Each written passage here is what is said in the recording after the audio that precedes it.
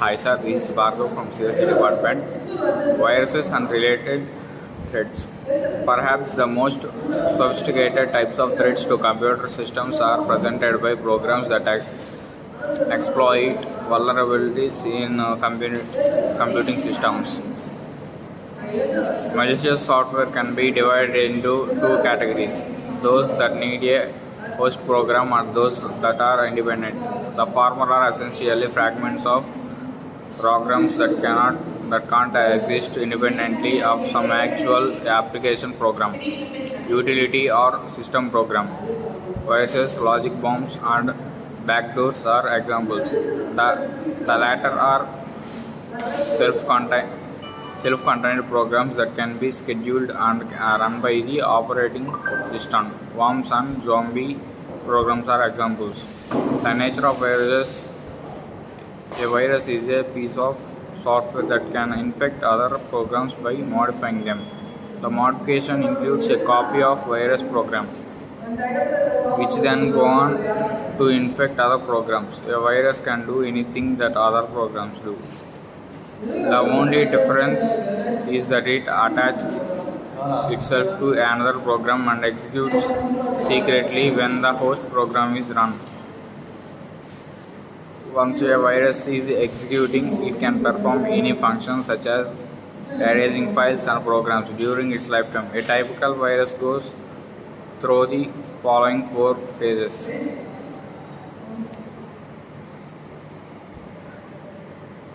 Dormant phase. The virus is idle.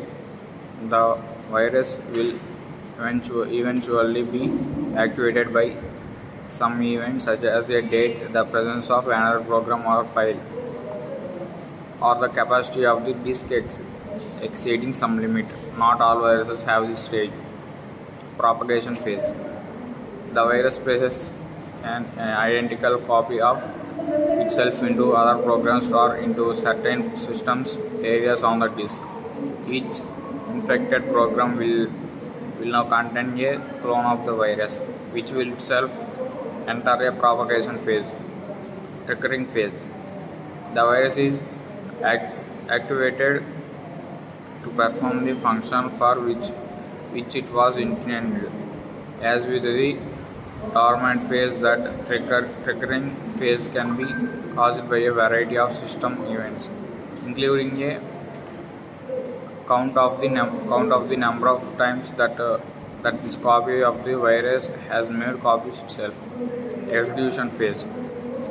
This function is performed. The function may be harmless, such as a message on the screen, or damaging, such as the destruction of programs and data files. Virus structure. A virus can be prepended or postpended to an executable program, or it can be embedded in some other fashion. The key to its operation is that the infected program, when involved, will first execute the virus code and then execute the original code of the program. The infected program begins with the virus code and works as follows. The first line of code is a jump to the main virus program. The second line is a specific marker that is used by the virus to determine whether or not a potential victim program has already been infected with this virus. When the program is involved, control is immediately transferred to the main. The virus program first seeks out infected detrimental to the system. The action could be performed every time the program is invoked,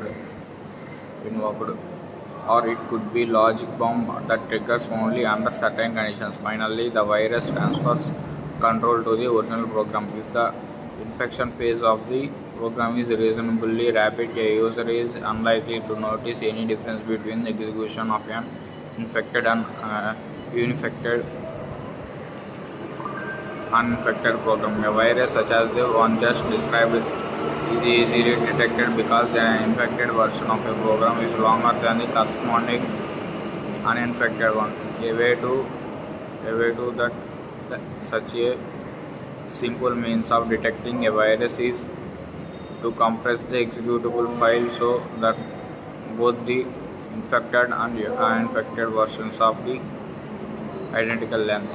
The key lines in this virus are numbered. For each uninfected file P2 that is found, the virus compresses that file to produce P2, which is shorter than the original program by size of the virus. A copy of the virus is prepared appended to the compressed program. The compressed version of the original infected program P1I is uncompressed. The uncompressed original program is executed. Initial infection. Once a virus has gained entry to a system by infecting a single program, it is in a position to infect some or all the other executable files on the system when the infected program executes. Thus, viral infection can be completely prevented by preventing the virus from gaining entry in the first place. Unfortunately, prevention is extraordinarily difficult because a virus can be part of any program outside the system. Thus, unless one is content to make an absolutely bare piece of iron and write all one's system and application programs, one is vulnerable. Types of viruses. Parasitic virus, a traditional and still most common form of virus. A parasitic virus attaches itself to executable files and replicates when the infected program is executed by finding other executable files to infect. Memory resident virus lodges in main memory as part of a resident system program. From that point on, virus infects every program that executes.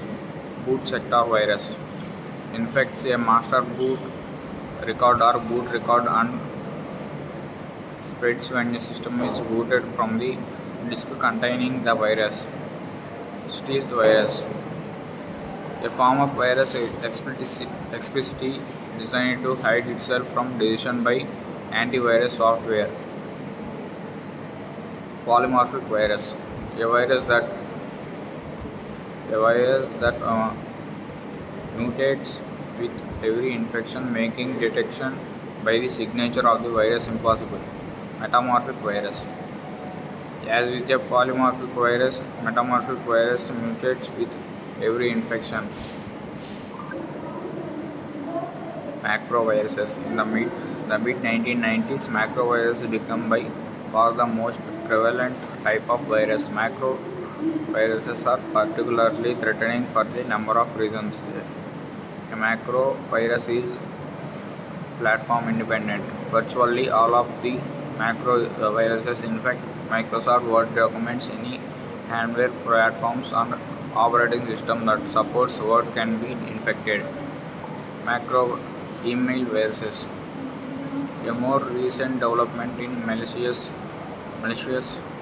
software is the email virus. The first rapidly spreading email viruses, such as Malis, made use of Microsoft Word micro embedded in an attachment. If the recipient's the email attachment, the Word macro is activated. Worms. A worm is a program that can replicate itself and send copies from computer to computer across network connections. Upon arrival, the worm may be activated to replicate and propagate again. Network worm programs use network connections to spread from system to system. Once active within a system, a network worm can behave as a computer virus or bacteria, or it could implant Trojan horse programs or perform any number of disruptive or instructive actions to replicate itself. A network worm uses some sort of network vehicle. Examples include the following. The new copy of the worm program is then run on the remote system, where in addition to any function that it performs at this system, it continues to spread in the same fashion.